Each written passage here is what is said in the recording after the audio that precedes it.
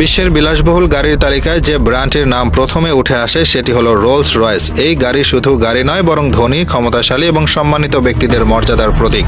তবে বাহ্যিক সৌন্দর্য ও দাম ছাড়াও রোলস রয়েসের এমন কিছু বিষয় রয়েছে যা অনেকেরই অজানা।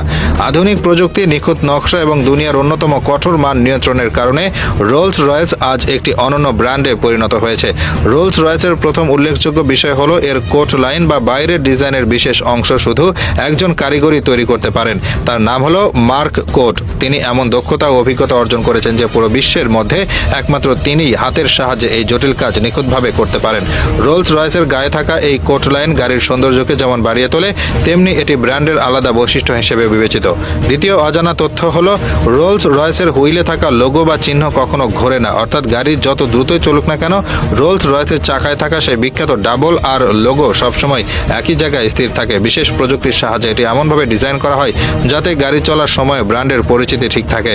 তৃতীয় বিস্ময়কর তথ্য হলো রোলস রয়েসের কোনো গাড়ির সর্বোচ্চ গতি 250 কিলোমিটার প্রতি ঘন্টার বেশি হয় না। এই ব্র্যান্ডের মূল লক্ষ্য হলো আরাম, বিলাসিতা এবং নিরাপত্তা নিশ্চিত করা, ফলে অতিরিক্ত গতির জন্য গাড়ি প্রস্তুত করা হয় না।